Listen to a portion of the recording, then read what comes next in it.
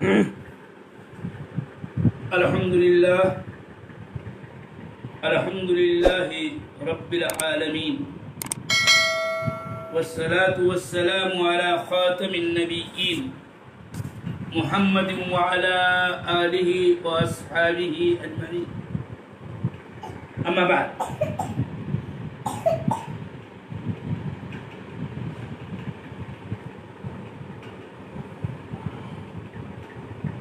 میرے محترم سامعین و مشاہدین اور متابعین، یہ عقیدہ واسطیہ کا آج 100واں درس ہے۔ فالحمد للہ علی ذلک والمنہ۔ اور بحث صفت استوا کی ہو رہی ہے۔ اس سلسلے میں نے کل ہی اس بحث کا آغاز کیا تھا کہ اہل بدعات کا موقف اور ان کا قول و مذہب استوا علی العرش کے بارے میں یہ ہے کہ وہ اعتقاد نہیں رکھتے جو ہمارے سنت والجماعت کا ہے، حتیٰ کہ استوا کا بھی وہ معنی نہیں وہ لیتے ہیں جو ہم لیتے ہیں۔ عرش کا معنی و مفہوم اور اس کے اوصاف وہ نہیں قبول کرتے ہیں، نہ مانتے ہیں، نہ اس کو اخذ کرتے ہیں جو ہم لیتے ہیں۔ اور اس طرح سے ان کا قول و مذہب کا ملخص یہ ہے کہ وہ کہتے ہیں کہ استوا علی العرش کا مطلب یہ ہے کہ اللہ تعالی ملک یعنی بادشاہت پر غالب ہوا۔ استوا علی العرش اے استولا علی الملک، اور یوں استوا کا معنی استیلا کرتے ہیں، اور عرش کا مفہوم اور اس کا معنی و مطلب ملک بمعنی بادشاہت لیتے ہیں۔ اور ان کا یہ نظریہ باطل اور فاسد ہے۔ یہ ان کا قول، ان کا یہ مذہب کتاب و سنت کی روشنی میں، سلف صالحین کے منہج کی روشنی میں یقیناً باطل ہے، اور اس کے بطلان کی توضیح ہم آج کے درس میں پیش کر رہے ہیں۔ رہی بات کی استوا کا معنی استیلا، یہ معنی لینے میں معتزلہ، اشاعرہ، ماتریدیہ اور کلابیہ وغیرہ کا جو قول ہے اس پر ان کی دلیل اور حجت دو ہے۔ ایک کو حجت لغوی کہہ سکتے ہیں، حجت قولی، اور ایک حجت عقلی۔ ان کی پہلی دلیل اور پہلی حجت جو لغوی حجت ہے وہ یہ ہے کہ وہ کہتے ہیں کہ استوا استیلا کے معنی میں ہے جیسا کہ شاعر کہتا ہے استوا بشر علی العراق من غیر سیف او دم محراقی۔ اس کا خلاصہ یہ ہے کہ بشر عراق پر غالب آ گیا بغیر تلوار کے اور بغیر کسی خون خرابے کے، اور یوں کہتے ہیں کہ استوا استولا کے معنی میں ہے۔ یاد رہے کہ ان اہل بدعات کو معلوم ہونا چاہیے کہ یہ شعر کس شاعر کا ہے، وہ خود جواب دیں گے، اور وہ یہی کہتے ہیں بالخصوص ارباب اعتدال کہ یہ شعر اختل کا ہے۔ اور میں آپ کو بتاؤں کہ اختل ایک شاعر ہے اور عربی زبان کا شاعر ہے، جو دیناً مذہباً نصرانی ہے۔ اس کا یہ شعر حقیقت میں حجت و دلیل نہیں ہے، اور کئی اعتبار سے۔ نمبر 1، اختل کا یہ شعر اس کے دیوان اختل میں موجود نہیں ہے، ڈھونڈنے سے بھی نہیں ملتا ہے۔ لیکن یہ معتزلہ کا زبردستی کا دعویٰ ہے کہ یہ اختل کا شعر ہے، اور اس میں ان کی اپنی مجبوری ہے کہ 150 سال ہجری تک ہی کسی عربی شاعر کا قول کلام لغت کے بعد میں حجت مانا جاتا ہے،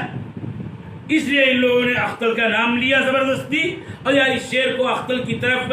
منسوب کرنے کی کوشش کی ہے، جبکہ اختل کے دیوان میں یہ شعر ملتا ہی نہیں ہے۔ جس قدر بھی اختل کے شعر کے روات تھے، انہوں نے اس شعر کو نہیں بیان کیا ہے، اور نہ اس کی کوئی سند اختل تک پہنچتی ہے۔ ثانیاً، یہ شعر ایک نصرانی شاعر کا ہے، اور نصرانی یا یہودی کے کلام سے کسی صفت باری تعالی کے متعلق استدلال درست نہیں مانا جا سکتا ہے، لأنه لا يؤمن بدیننا ولا يؤمن بقرآننا ولا يؤمن بنبینا ورسولنا صلی اللہ علیہ وسلم، چونکہ اس کا ایمان ہی اس دین پر اور اس دین کی کتاب اللہ قرآن کریم پر اور رسول عربی صلی اللہ علیہ وسلم پر نہیں ہے، لہذا کسی خالص دینی عقیدے میں، حتیٰ کہ شعور الہیہ میں، صفت باری تعالی میں اس کا شعر کس طور پر دلیل و حجت بن سکتا ہے۔ تیسری بات، اگر ہمیں یہ مان بھی لیں علی سبیل التنزل کہ چلو یہ شعر اختل کا ہے، اور اس شعر سے کسی لغت اور لغت کے معنی و مدلول پر حجت کے طور پر پیش کیا جا سکتا ہے، تو بھی خود معتزلہ اہل بدعات، عام جملہ اہل بدعات کے ایک موقف اور ایک اصول، ایک نظریے کی روشنی میں اس سے استدلال کرنا درست نہیں ہے، اور وہ یہ ہے کہ وہ کہتے ہیں کہ اخبار آحاد عقائد میں حجت نہیں، اور معاملہ اس شعر کا یہ ہے کہ اختل کے دیوان میں پایا ہی نہیں جاتا، اور اس کو اس کے دیوان میں لوگوں نے نہیں جانا، مانا، پایا، اور نہ کسی نے اس کی روایت کی، اور نہ اختل تک اس کی کوئی سند ہے، اور اگر ہے بھی معتزلہ اگر یہ کہیں زبردستی اور ہم علی سبیل التنزل مان بھی لیں تو یہ خبر واحد ہی تو ہے، تو احادیث نبویہ کے اندر اخبار آحاد کو تو یہ حجت نہیں مانتے ہیں، بالخصوص عقائد کے باب میں۔ تو پھر ایک شاعر، وہ بھی نصرانی، جس تک اس شعر کی سند بھی نہیں ہے، زیادہ وہ خبر واحد ہی ہے، تو پھر کیوں کر یہ حجت و دلیل بن سکتی ہے؟ لہذا اس شعر کے ذریعے یہ کہنا کہ استوا استیلا کے معنی میں ہے، یہ بات قبول کرنے کے لائق نہیں ہے، اس کو تسلیم نہیں کیا جا سکتا ہے۔ میرے مشاہدین و سامعین، ان اہل بدعات کی دوسری دلیل اپنے موقف اور نظریے پر یہ ہے کہ اس باطل استوا کی صورت میں، اور یہ کہ استوا کا معنی علو و ارتفاع لیا جائے، یہ عقلی دلیل پیش یوں کرتے ہیں کہ اس سے تو تجسیم و تشبیہ لازم آئے گی، کیونکہ یہ کہنا یہ چاہتے ہیں کہ اگر استوا کے معنی ارتفاع اور علو کے ہیں تو استوا کا مطلب یہ ہے کہ وہ اللہ تعالی عرش پر بلند ہوا تو اس پر بیٹھا، اور اس طرح سے مجلوس علیہ اس کے لیے ظرف بنے گا، وہ اسی کو حاوی اور محیط ہو جائے گا جالس کو، اور یوں تجسیم و تشبیہ لازم آئے گی۔ لہذا استوا کے معنی ارتفاع اور علو کے نہیں ہیں، بلکہ استولا بمعنی غالب آنے کے ہے۔ اس کا جواب یہ ہے کہ معتزلہ اور دیگر اہل بدعات کا یہ قول باطل ہے، اور اس کے بطلان کی وجہ یہ ہے کہ ان لوگوں نے اللہ جل وعلا کی صفت کی تمثیل و تشبیہ پیش کی، اور اللہ تعالی کو مخلوقات کے ساتھ تشبیہ دیا، جبکہ اللہ جل وعلا نے خود قرآن کریم میں فرمایا ہے لیس کمثلہ شیء۔ لہذا ان لوگوں نے تمثیل سے کام لیا جو منہی عنہ ہے نص قرآنی کی روشنی میں۔ لہذا ہم یہ کہیں گے کہ اے اہل بدعات، اے معتزلہ اور اے دیگر فرق کلامیہ کے لوگوں، تم لوگوں نے یہاں دو غلطیاں کی ہیں اور دو محظور کا ارتکاب تم نے کیا ہے۔ نمبر ایک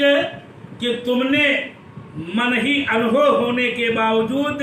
تمثیل سے کام لیا ہے، اور پھر اس کے بعد تم لوگوں نے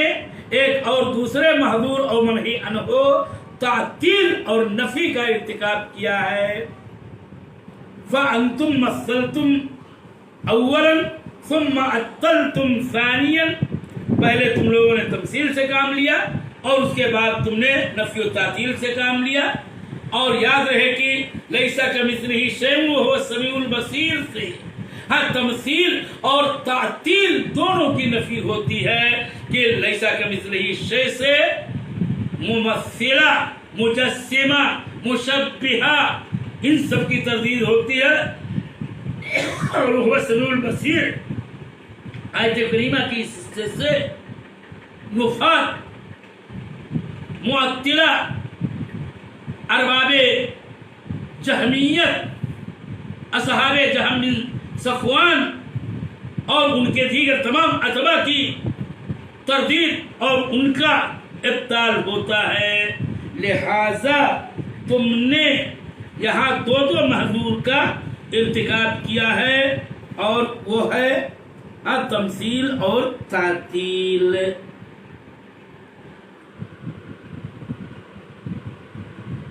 آگے آپ اس بحث سے متعلق یہ بات بھی بغور توجہ کے ساتھ سماعت فرمائیں کہ چونکہ اہل بدعات استوا کا معنی علو و ارتفاع نہیں لیتے، اب اسی نفی کی وجہ سے ان لوگوں نے عرش کا بھی معنی وہ نہیں لیا ہے جو ہم اہل سنت والجماعت سلفیوں کا، اہل حدیثوں کا ہے، بلکہ ان لوگوں نے عرش کا معنی ملک اور بادشاہت لیا ہے۔ سوال یہ ہے کہ اگر ان اہل بدعات سے یہ پوچھا جائے کہ آخر عرش کو ملک کے معنی میں آپ لوگ کیوں لیتے ہو؟ تو وہ کہیں گے کہ اصل میں عرب بولتے ہیں کہ سلہ عرش و فلانی، کہ فلاں کا تخت یا فلاں کا عرش یہ متزلزل ہو گیا، یعنی اس کا معنی یہ لیتے ہیں کہ فلاں کی بادشاہت پہ زوال پذیر ہو گئی۔ یاد رہے کہ ان کا یہ رد ہم یوں کریں گے کہ عرش کا لغوی معنی در حقیقت ملک ہے ہی نہیں، بلکہ عرش السریر الذی یجلس الملک علیہ وهو یکون عالیا اما سوا، کہ عرش در حقیقت بادشاہ کا وہ تخت ہوتا ہے جس پر وہ بیٹھتا ہے اور جس پر وہ جلوہ افروز ہوتا ہے اور وہ دیگر چیزوں سے اوپر اور عالی اور بلند ہوا کرتا ہے۔ رہی بات تمہاری یہ کہ سلہ عرش و فلان کا معنی اس کے ملک کے زوال کے معنی میں ہے، یہ تسلیم ہے، لیکن یہ حقیقت میں عرش کا معنی نہیں ہے بادشاہ، بلکہ یہ جملہ، یہ حقیقت یہ ہے اس کے لوازم میں سے ہے۔ اور پہلی بات جو میں نے بتائی کہ چونکہ عرش کا یہ حقیقت میں معنی کسی بھی لغت میں نہیں ہے، جیسا کہ بلقیس ملکہ سبا کے بارے میں ہدہد کی زبان پر اللہ جل وعلا کا کلام ہے وَلَهَا عَرْشٌ عَظِيمٌ، کہ اس کا ایک تخت اور باضابطہ اس کے ٹرانسفر کا ذکر قرآن میں موجود ہے، کہ اس کو جب سلیمان علیہ السلام نے کہا ایکم یاتینی بعرشها، کون اس کا عرش لے آئے گا، تو ایک نے یوں کہا ایک نے یوں کہا، اور نتیجہ یہ ہے کہ ہاں اس کو لایا گیا فلما رآہ مستقرا، جب اس کو اپنے پاس مستقر پایا تو سلیمان نے یوں کہا الی آخری۔ پھر ملکہ سبا کے آنے پر اسی کے بارے میں جب پوچھا گیا کہ اکانا کیا تمہارا عرش ایسے ہی تھا، تو اس نے خود کہا کہ ہاں لگتا یہ ہے کہ یہ تو وہی ہے الی آخری۔ اس سے معلوم ہوتا ہے کہ عرش بادشاہت کے معنی میں نہیں، اس لیے کہ بادشاہت کا ایک حصہ ہوا کرتا ہے اور وہ دھویا جا سکتا ہے، لایا جا سکتا ہے، منتقل کیا جا سکتا ہے، جبکہ بادشاہتیں ایک مانوی چیز ہوتی ہیں، آپ اس کو لاد کے یہاں سے وہاں نہیں لایا جاتا ہے۔ تو یہ دوسری بنیاد ہے کہ تمہارا قول باطل ہے۔ تیسری وجہ، تیسری بات یہ بھی ہے کہ اور جو عرش کے اوصاف کتاب و سنت میں ہیں وہ بادشاہت کے اوصاف میں نہیں پائے جاتے۔ مثلا عرش کے بارے میں ہے، عرش رب جل وعلا کے بارے میں کہ اس کے قوائم ہیں، اس کے پائے ہیں، تو یاد رہے کہ بادشاہت کے پائے نہیں ہوتے ہیں، بادشاہت کے کھمبے نہیں ہوا کرتے الاخری۔ تو بہرحال اس طرح سے اہل بدعات کا قول و مذہب باطل قرار پاتا ہے۔ استوا اور عرش کے یہ بہت سارے مباحث تھے جن کا ذکر کیا گیا۔ ہمارا تو مدلل اعتقاد یہ ہے، قرآن کریم کی آیت کریمہ کی روشنی میں ثم استوى على العرش، اللہ عرش پر مستوی ہے اور اس کا عرش عظیم کریم مجید ہے، اور خود رب جل وعلا بھی عظیم ذوالجلال متبارک ہے، اور اس کا عرش، اس کے حاملین اور جو عرش کے پاس دیگر فرشتے ہیں، یہ سب اللہ تعالیٰ کے محتاج اللہ کسی کا محتاج نہیں، اللہ تو غنی عن العالمین، اللہ غنی حمید ہے۔ اور یاد رہے کہ اس مقام پر ہم اہل سنت والجماعت کے نزدیک لیسا کمثلہ شیء کی روشنی میں کسی تمثیل اور مماثلت کی سرے سے کوئی گنجائش نہیں ہے، اور نہ کسی توہم کی گنجائش ہے، اور ہم جائز بھی نہیں ہے۔ یہ صفت استوا بندے مومن کے دل میں رب جل وعلا کا وہ دبدبہ، اس کی عظمت و شان اور اس کے حیبت و جلال پیدا کرتا ہے۔ اس پوری تفصیل سے اہل سنت والجماعت کے عقیدہ و منہج کی صحت معلوم ہوتی ہے۔ اور اس پورے درس سے اگر آپ ہمارا تینوں چاروں درس آپ سماعت فرمائیں بغور، تو اس پوری تفصیل سے اہل بدع وضلال معتزلہ اور دیگر فرق کلامیہ کے قول و نظریے کا بطلان و فساد بھی ظاہر ہو جائے گا۔ والحمدللہ نحن نؤمن بأن الرب جل وعلا استوى على عرشه، ونحن نعرف ونعلم معنى الاستواء لغة، لكن كيفية العرش وكيفية استواء الله جل وعلا على عرشه نحن لا نعلم، لكن مع ذلك نحن نؤمن كما جاء ذكر الاستواء في القرآن الكريم، ونحن لا نسأل عن ذلك سؤالا حيث ننقر في السؤال۔ ہم استوا پر ایمان رکھتے ہیں، استوا کا معنی جانتے ہیں، البتہ استوا کی کیفیت ہمارے نزدیک یہ غیر معقول ہے، یعنی مجہول ہے، اس کا علم ہمارے پاس نہیں ہے، اور اس سلسلے میں ہم کوئی قریب والا سوال نہیں کرتے۔ ھذا معتقدنا نحن اہل السنة والجماعت اہل الحدیث، ونؤمن بذلك ایمانا کاملا جازما راسخا، وصلی اللہ علی نبینا